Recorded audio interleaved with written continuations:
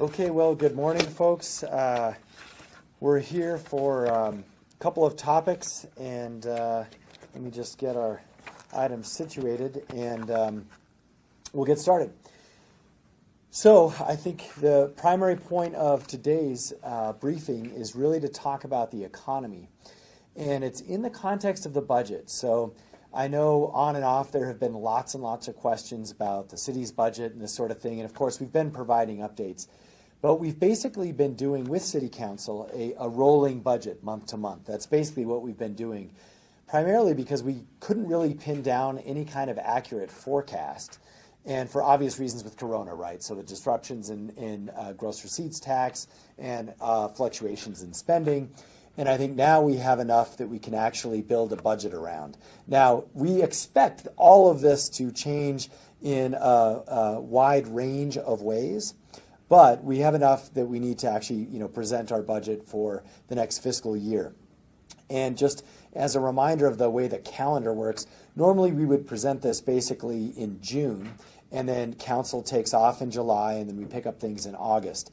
And what we decided to do in agreement with council is let's get the summer's worth of data and the spring's worth of data, and then we'll present our budget in August. And so we are doing that. Wednesday, we're going to have a public update and briefing on the budget, and this budget will go down to City Council in time for their meeting, which I think is scheduled for the following Wednesday because of the holiday. And so we are on target for that, and we're ready to do that. So we'll talk about the budget on Wednesday, but the first part about the budget is always talking about the forecast, right? We've got to know how much money we have in order to know, what we're going to do in terms of allocation. I do want to just remind folks, too, if you have questions about the CARES money and that kind of thing, we'll field all of that Wednesday. And so, again, we'll talk about the expenditures Wednesday. Now we're really going to talk about the revenue side in general, which is based on our economic forecast. Now, today we're going to be sharing with you primarily information from Bieber, that, of course, they're out of UNM, and they do the economic analysis for the city, but we also have our own economist, who's here with us today, as well as our CFO Sanjay Bhakta, who's going to be presenting the data. So what we did is we used as much data as we can. We have a lot of statewide information from Bieber, and it's also quite dated, which is always the case. Like, there's always a lag time for that really thorough data. And so we'll be sharing some slides on that with you. And then we do have some more updated data that we're going to share verbally with respect to the city of Albuquerque. So that's what we're going to be talking about in our deep dive today. And I want to touch on, before we get started, a couple of updates on two other areas.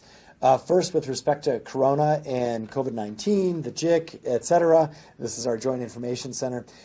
We do just want to mention a couple of updates, and these are just things that we're digesting this week. One is, of course, the CDC guidance changed with respect to the 14-day quarantine. And so our public health department, meaning at the state level, is keeping the same stipulations that we have.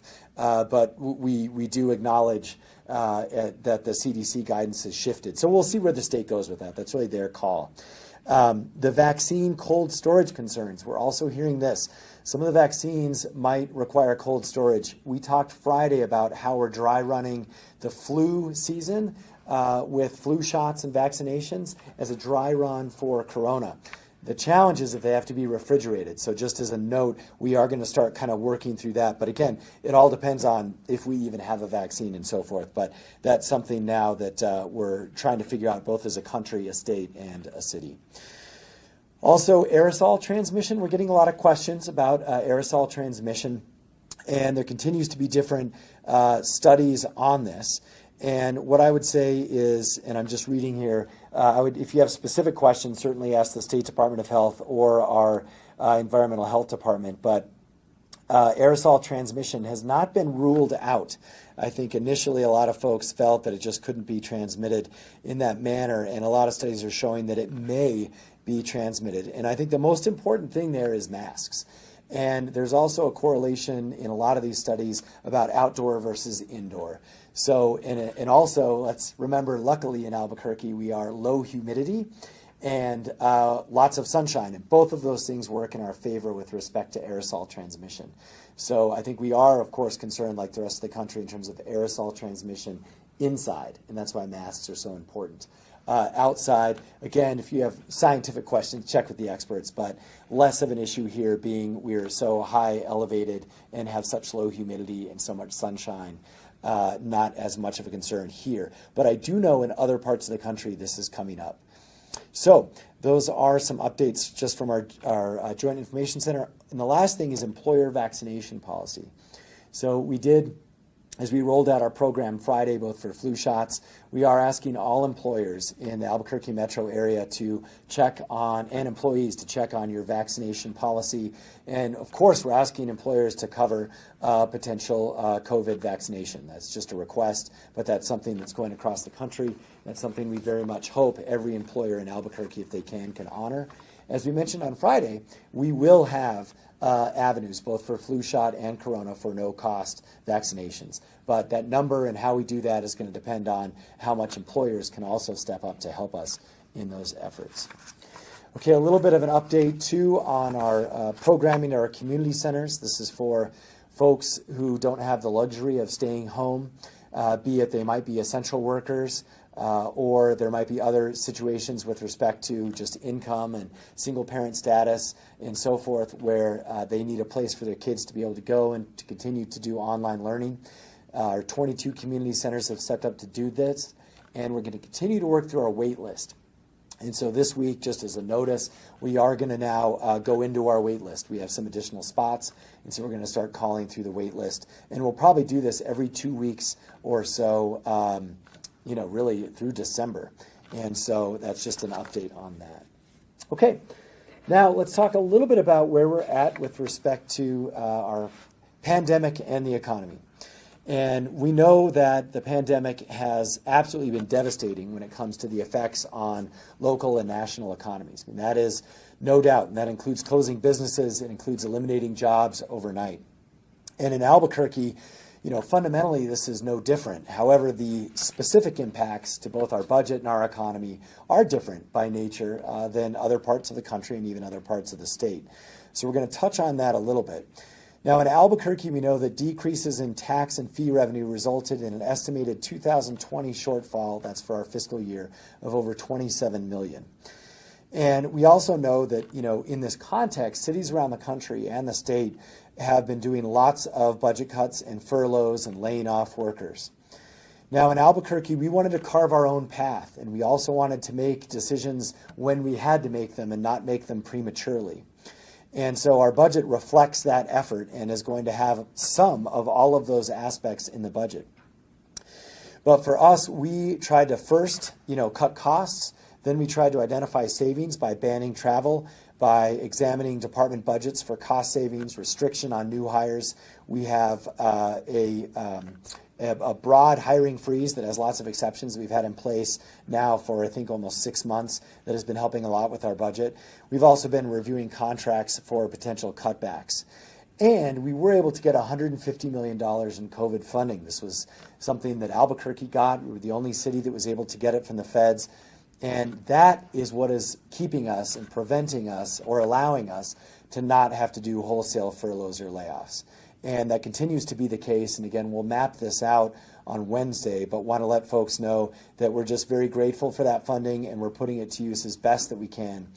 Because remember, if we start doing furloughs and layoffs, it's one, that city employee who doesn't have that full paycheck. Two, it's their family that doesn't have that full paycheck or that job. And three, it's the economy in the places where they would spend that money. It's absolutely detrimental to the city of Albuquerque if we start doing furloughs and layoffs at the city. Also because we're one of the top 10 employers in the city. So far, we've been able to do that, and we believe we're going to be able to continue down that path, but we're also doing a lot of belt tightening. So more on that coming up on Wednesday. So with that, let me talk about, though, what is building into that. And I think the short story is we have our economic challenges. There's no doubt about that. But our city on a relative basis is actually not doing as bad as we thought. And so, it's sort of a silver lining, right? Things aren't as bad as we thought they were, but we'll take it at this point. And so to walk through these details, our CFO and former Deputy State Auditor and also Director of Local Government at the state level, Sanjay Bhakta.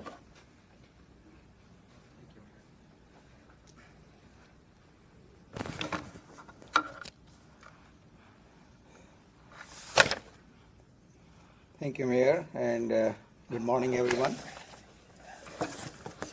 Give us 1 second. Okay, I'm not as practiced as you are. So I think we are going to talk about the information we have from Bieber, and we will try to kind of give you a context of Albuquerque in regards to the state. In general, keep in mind that, approximately 30% of the economic activity occurs in Bernalillo County, which includes Albuquerque, and Bieber does not provide data just for Albuquerque. It is together with Bernalillo County. So the first thing which kind of has an impact on economy is, of course, the unemployment insurance claims. And prior to COVID-19, approximately about 800 claims are filed every week. Right now, we are seeing that the approximate weekly claims are just slightly above 5,000, close to 6,000 claims. And we reached the high number of weekly unemployment claims sometime in late March, early April, so it was roughly 27,000 claims. So we went from kind of 800 to 27,000 weekly unemployment claims. And then people who continues to receive the unemployment claim, generally speaking, were pre-COVID numbers were about 10,000 at any given point. It reached to approximately 110,000 around Memorial Day. And now we are just slightly below 100,000. And if you look at the new claims, is 6,000 a week, but that 100,000 number is kind of steady. So what it tells us that the people who are going back to unemployment are kind of equalized by the number of people who are filing for the first time. So that's not such a good news. And this also does not include the gig workers, and maybe some self-employed people are not in this, so we have to kind of take them into account. So that's the unemployment scenario for Albuquerque. As far as the sectors which are the most impacted, as you know, the most impacted sector is the leisure and hospitality, which is roughly at 31%. Then it is health and educational services, which is about 15%. Retail trade is about 12%, and so forth. So these are the top three sectors which have a negative impact on unemployment. Under the baseline scenario, the recovery is delayed compared to V-shaped bounce back, which is what we were expecting. However, one would assume that the opening of the businesses and unemployment would have a direct correlation. There is some correlation, but it is sort of lagged behind. So if we start to open right away, it does not mean that the unemployment will decline at the same time. So that's not the case, and that's something we should keep in mind.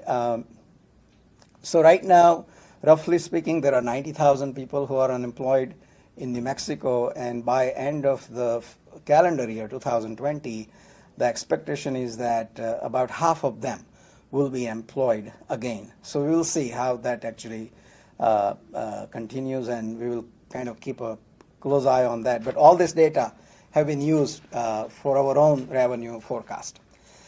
Incomes will take a big hit in 2021, especially with the withdrawal of federal supports, the one-time $1,200, and also the unemployment of $600 extra per week. Those things had an impact in past, but moving forward, we don't have that, so we have to keep that in mind.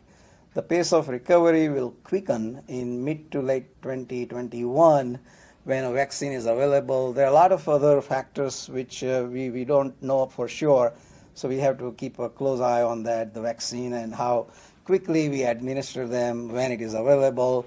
Of course, this is a election year, presidential election, so I'm sure that will play a role in the recovery as well. Gross state product expected to fall at 6.2% in 2020. This is kind of a GDP for the state.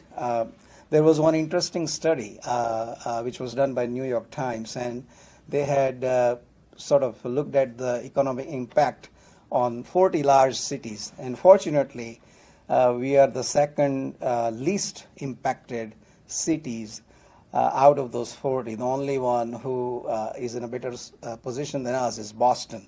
So they forecast that we would have slightly above 5% decline in the revenue, and that sort of matches with our own forecast, which is approximately 4.8% decline in 2021, fiscal year 2021, compared to last year. So that is what we will be budgeting, and we will talk about it in detail, as Mayor mentioned, later this week. The New Mexico will reach the 2019 employment level, pre-COVID employment level, sometime in the end of 2025. However, Albuquerque is slightly ahead of the rest of the state. So we expect that we will be back to that level in the middle of 2024. The reason that we are slightly ahead of the rest of the state is because we don't have oil and gas, and that is a sector which is going to take a long time to recover, if at all. Oil production will recover more slowly, which is kind of the reason why we will be slightly ahead. The job recovery by region, Albuquerque and Bernalillo County is in much better shape. As I mentioned before, we should be back to the normal level sometime in 2024. Places like Farmington and southern New Mexico would have a little bit hard time catching up with us, but that's just what the forecast is right now. Gross receipt tax revenues. We have the data from the state. They declined, their accumulated decline for the fiscal year 2020 was about 13.3%, which is approximately $3 billion. For us, I have monthly data, which is in April, that's the first month that we saw the decline. It was 13.6%, and that was the highest so far monthly decline for us. May, we declined by 7.9%. In June, we declined by 3.6%, so it is kind of getting a little better as far as the decline in a positive way. In 2020 fiscal year, our overall decline was not actually a decline. We came out ahead of 2019.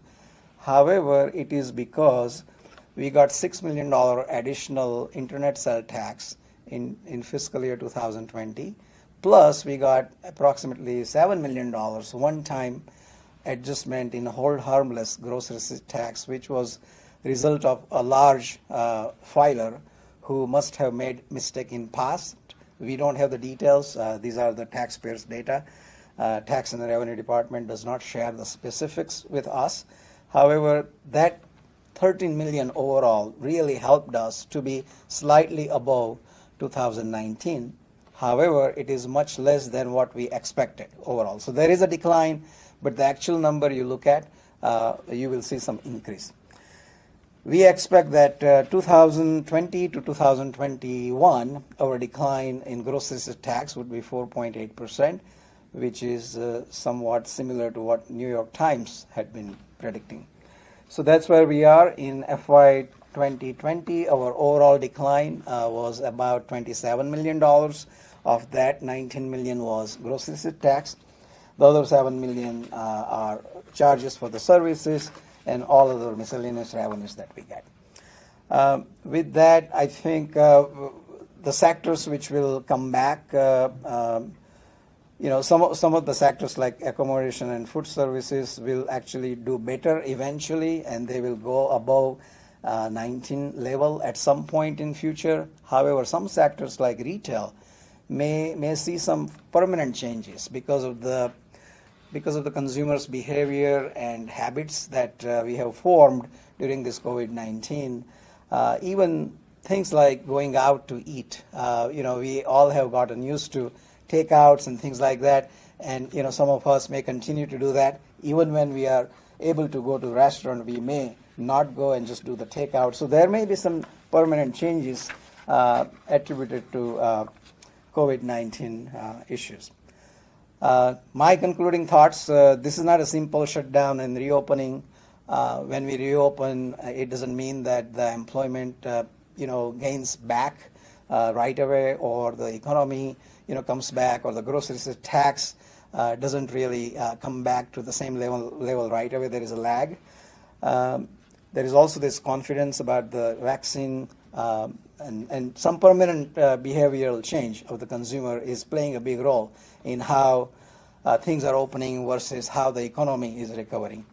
Many smaller businesses who were not able to obtain loan, they may actually permanently shut down and maybe bought by the largest businesses. That is one of the trend we are seeing. I hope it is temporary. Some industries will come out stronger, like such as information technology, professional services, and some will falter. Retail is one of them. Even the hospitality, we will see how people will come back to New Mexico. Would it be more local tourism, or would we continue to get people from not only from other states but even overseas? So we will have to kind of keep track of that. Gap between the professional and hourly workers' income will widen. So all the jobs which are lost, majority of them are hourly workers who are generally at the bottom of the totem pole. And they may lose these jobs permanently, as you can see from the continuing data of unemployment, which is kind of staying at 100,000, even though we have kind of started to open up again. There will be more demand in healthcare and social assistance. So in that sector, we may actually see employment at a better or higher level compared to pre-COVID-19 data. Similarly, the gap between urban and rural areas will also likely widen. Albuquerque being an urban area, I think we will actually benefit, or our recovery would be faster and better than the rural area. With that, I will give back to Mayor, and I'll be available for questions. Thank you. Thank you, Mayor. Thank you. Thank you. Let me see here. I found a little treat for you if there's questions, Sanjay. Bear with me 1 second. I don't know if I can get it out. Anyway, there's a little helper under there, so we'll use that one. Okay. So let me close, I think, before we take questions with just a couple of remarks. One is fundamentally right. This is about the Nike swoosh recovery as opposed to the V. And so that does mean that we do not expect a full recovery really until 2024, 2025. And that shouldn't be a surprise to folks if you've been following other cities or the national economy. But I know, it's important to just acknowledge that's also going to be the reality here. Now, we also know that, as Sanjay mentioned and came out in this New York Times work, relative to other cities, we are in a much, much better place. And this is predominantly, I think, based on two categories. One is, those of us who lived here a long time, myself born and raised here, we tend to always do better in recessions than everyone else because we have the federal job sector, the government sector, et cetera, and we tend to not peak as much. We don't rise as fast during expansion. And so some of that is our traditional economy. And also underneath that is our small business family economy. Now, in this situation, things are a little bit different. As Sanjay mentioned, this is going to be very difficult on hourly workers. And we're going to think about that and how we can support that going forward. But we also know that we benefit, just being an urban center, from healthcare, right? So all the associated healthcare actually helps our city. And we do know that defense spending and so forth at the labs and at the Air Force Base is up. We also know that Intel spending is up. So our major employers are actually doing better now than they were a couple of years ago. The last thing I want to mention, which Sanjay did kind of gloss over, we had a great first quarter. Our economy was in extremely good shape until Corona hit. In fact, it was in better shape than it had been over the last 5 years. And so we came into this from a position of strength, and that's helping a lot too. And I think that's a good segue into I think we might have one more slide to share with you. If we think about our city and what we're doing with respect to how we are operating, what our city looks like in the time of Corona, we are demonstrating a very, very clear leadership position. And I think this is really important because, as I've said before, if all of America is hurting, we will be hurting too. However, on a relative basis, we are actually doing much better than most of the rest of the country. Even cities that are normally sort of ahead of us on every list. You know, when we used to get questions like, well, why aren't we doing what Austin's doing, or what Denver's doing, or what Phoenix is doing, or all of our kids are leaving to go to these cities. I think that is going to change, and that's a good thing for Albuquerque, and it's because of these statistics right here. So if you compare the Albuquerque metro area to these other metro areas, and you look at confirmed cases, look how much better Albuquerque is doing. I mean, this is absolutely exceptional. We are doing, and sometimes 4 times better than these cities that used to sort of, you know, look good against us. Now it's the reverse. We are showing that we are a healthier place to be during a time of pandemic. And we've got the data to back it up. And unfortunately, for everyone in general, you know, the longer the pandemic goes, the longer people care about these issues, the better Albuquerque is going to look with respect to our peers. And we can even look at the deaths. You can see here it's a little bit, you know, Reno and Salt Lake, and these are all per 100,000. They're somewhat similar to us, but still here, other than Salt Lake, we have, again, the best numbers there. We look at hospital beds. We stack up just fine when it comes to hospital beds. And a positivity rate, this is a really important one. This one is the #1 statistic people are using based on where they want to move to or where they want to locate their business to. And amazingly, look how much better we are than other cities around us. I mean, this is just unbelievable if you compare us to Phoenix, Tucson, Austin. How many times have we heard over and over how Austin does blank and we should do it too? Now it is the opposite. All of these cities are looking to Albuquerque in terms of how to actually be a healthy city during a pandemic. So this is a very good thing for us. And you can see too, in terms of total tests by state per 100,000, we also look extremely good here. And you can see the denominator right there, obviously, with the population. So for us, we're going to be really working on this thesis. This is a future for Albuquerque in terms of economic development and in terms of retaining our best and brightest and even luring them back. And I want to close by actually sharing that statistic with you. And I know there's been some stories on this already, but I want to share it broader. We have our last slide. This is a list of net moves by city. And we didn't actually map this out over time, but if we did, you would see what we all saw, which is that everyone in Albuquerque moved to Boston or Austin or Denver or Phoenix or Salt Lake or Las Vegas. It's not happening anymore because of the pandemic and because of how good we are doing. And so you can see here we're in the top 10 in net moves by city. And you can see the other cities ahead of us. You know, still some Arizona folks in Florida. I mean, we understand the value there. But look at all the cities now we are winning compared to. Las Vegas is a big one. Denver, Portland, all of these cities, again, Tucson, Austin, all of these cities that we used to lose people to, we are now gaining people compared to. So these are very encouraging statistics on a relative basis. It's you know, way too early to say, but our leadership, our healthy approach, whether it's face masks, whether it's hospital beds, whether it's our sunshine, whether it's our outdoors, whether it's our space, we are one of the healthiest urban areas in the country to live in during a pandemic, and it is being noticed by the rest of the country.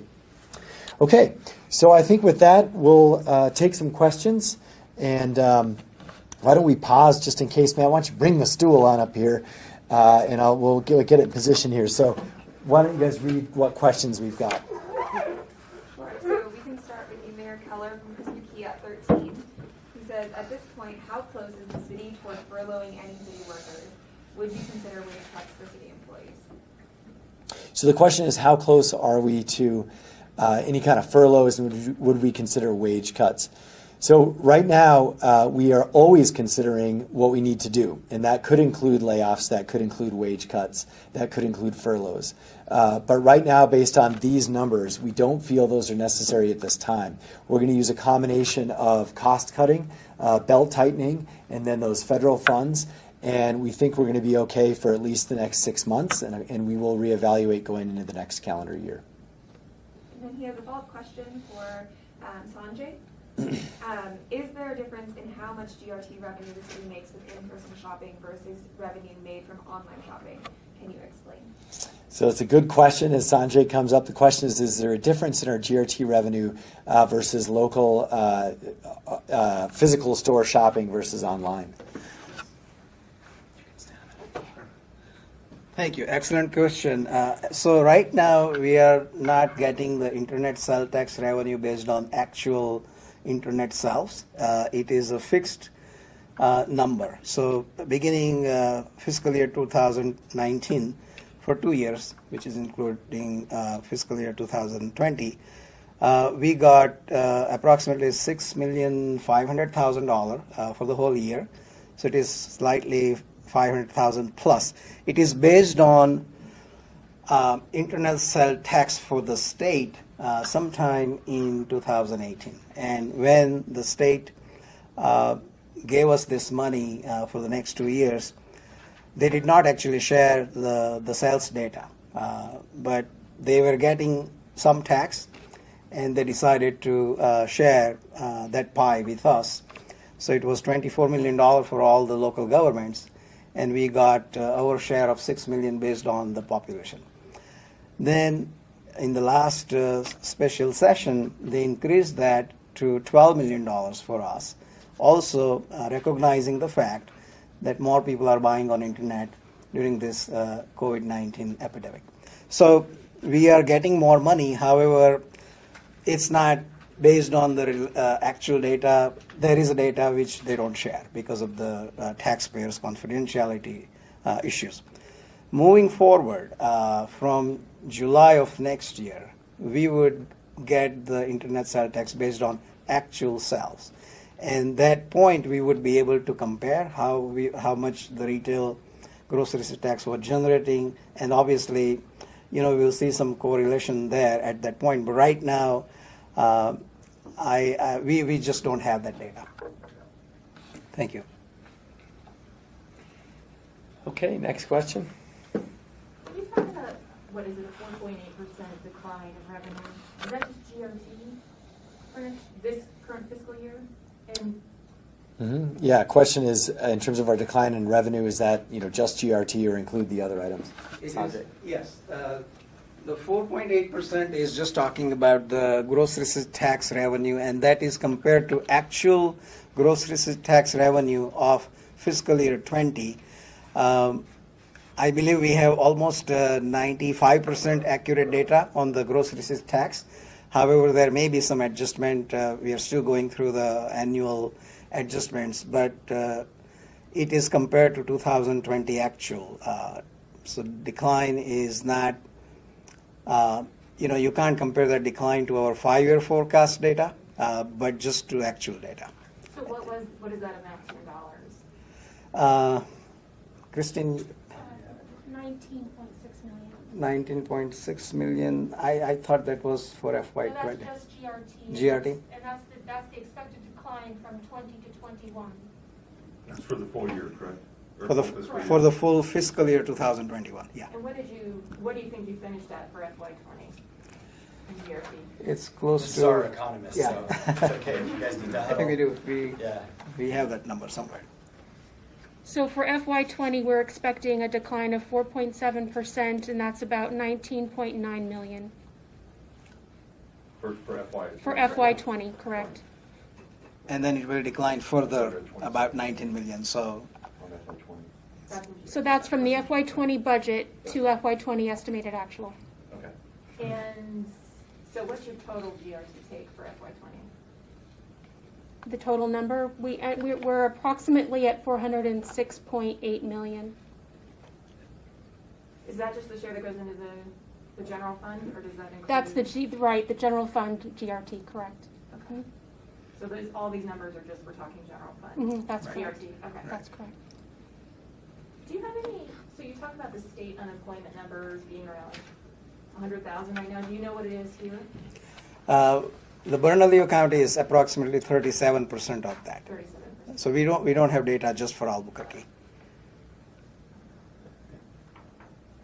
Mayor, when you're talking about 19.6 million, I mean, people are going to hear that and go, how's that going to affect me as a citizen of Albuquerque, what would you tell them right now when they hear this? How's this going to affect me? You know, when we talk about our economic numbers, we know that we're all probably going to feel this. We are going to know someone in our family who's either out of work or has had their pay cut. We also know that we're going to see, I think, increased stresses on everything that's economically driven, whether it has to do with crime or increased in our social services and so forth. But I would also say that I think we should be grateful we live in Albuquerque, because it is a lot worse for a bunch of other cities. And so I would close by just saying that I think also we're going to get through this. The way we're handling this and dealing with both our budget, but even as a city and a state, I think we're in much better position again than other places. And I know you said we're going to address this Wednesday, but you kind of opened the door and you made kind of a big announcement when you talked about that we'd be able to use $120 million in CARES money, and we're the only city to do that. How did that come about? Was it the greenhouse contract? Can you at least give us a little bit on that? Sure, the questions about the CARES money and so forth, and as a reminder, just as a technicality, it has to be spent by the end of the calendar year. So, and we in total got 150. We spend in the last fiscal year about 25% of that, roughly 20%. And so what our budget will map out is how we're going to use that in accordance to getting through it in December. And your question in terms of how we got it, it was a whole lot of lobbying. So I was on the U.S. Conference of Mayors team that lobbied our congressional delegation and the president to provide money directly to cities for support. And unfortunately for smaller cities, it was capped at, or the level was $500,000 and above. So Albuquerque was the only city in New Mexico that was able to benefit from that. But it was set that way on purpose, because the idea is that large cities bear a disproportionate burden with respect to all the hospitals, all the health care, being a major transportation hub, all the homeless issues, all the crime issues, that burden is borne by an urban city for even all the areas around it, which is certainly the case in Albuquerque.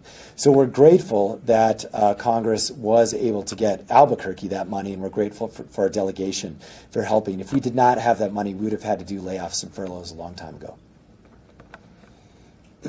Yeah. How critical is it for the city to receive another CARES Act like funding source? Is that something the city needs at this point to fill gaps? So for us, the question is about how critical is it for us to get additional funding? We're going to propose a budget that gets us basically through the next fiscal year. That's what a budget is meant to do. And so we'll be able to get by, but I will tell you, if things get worse, we are going to desperately need money right away. So if there's a second wave in the fall, if this confluence of the flu and corona hits in November and we have to do more closings and so forth, we're going to desperately need this funding. So she's been raising her hand. I know you guys can't see her. I was just going to touch on closing statements. I know you stated retail there may be a permanent change. So would that possibly lead to more closures? That's just for you to expand on it. In terms of permanent change, people getting used to ordering online and the change with COVID and all that stuff. Mm-hmm. The question is about kind of consumer behavior and retail behavior, and Sanjay can speak a little bit to this, but you know, the unfortunate thing is most of us are doing a lot more purchasing online, and that we're not sure as a country if that's going to stick around or not, and that's just a dynamic that we're all coping with. I think as far as the groceries tax and the changing behavior as to how people buy, the city probably will be okay, because if people start buying more online, we will receive the tax on that beginning next July. So I think revenue-wise we should be okay. However, when the behavior changes or the habits changes, it means that some jobs will be lost permanently.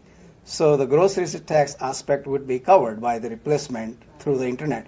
But then there is a whole lot of other issues with the permanently lost jobs, and that would have an impact, and that's also something we can't ignore. The small businesses are pretty vital for any economy, and you know, you can buy things from online, so as a consumer you have the product on time and you get whatever you want at a competitive price, but you lost the jobs permanently.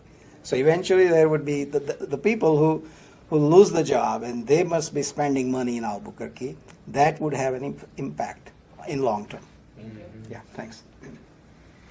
Yeah, and we do have, we in fact just got a grant to help with our small business office to try and help Main Street Albuquerque. So obviously we're very concerned about our local retail corridors, especially Nob Hill and so forth. And so that'll be a real focus for our Economic Development Department in the next fiscal year.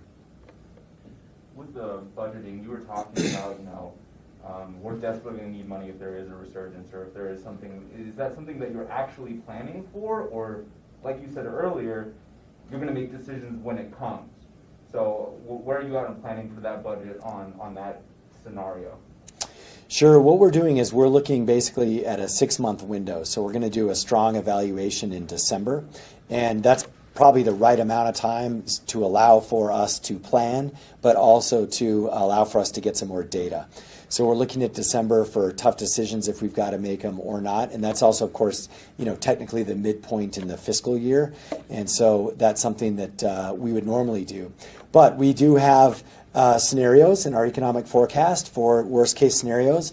And we also have mapped out what cost cutting measures we would have to take and how much we would gain. So like for 2 days of furloughs, that equals, $3 million in payroll and that sort of math.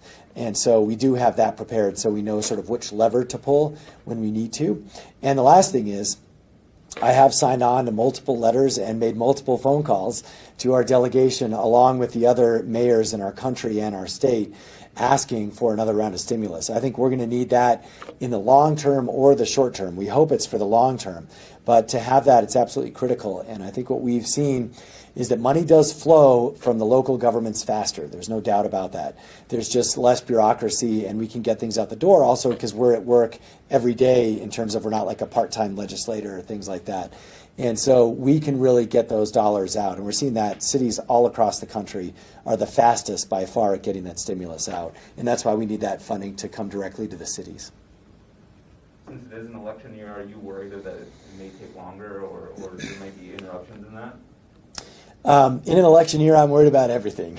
And so that is absolutely one of them. The longer this is tied up with Washington politics, the more at risk the city of Albuquerque is. And I've got one last question, sorry. City services. Should we expect just the average person a change in city services based on this decline in GRT? And what kind of services are we talking about? The question is about city services and in terms of should people expect to notice a difference. I would say they might notice a small difference with respect to responsiveness, and that's really related to the hiring freeze. So the reality is we have less code inspectors than we're supposed to have. We have less folks taking care of our parks than we used to have. We have less folks picking up our trash than we used to have. We have less folks driving our buses than we used to have. So we are beginning to operate in a environment of resource shortage on purpose because of the hiring freeze. And so I think folks will notice, hopefully just, instead of the park getting mowed every week, it's going to be getting mowed every 10 days. Those kinds of things are inevitably going to happen when we've had a longstanding hiring freeze. But by and large, any major initiative, we expect government to continue ongoing as it normally would with just minor delays in some services. All right, thanks everybody. Have a good Monday. Thank you.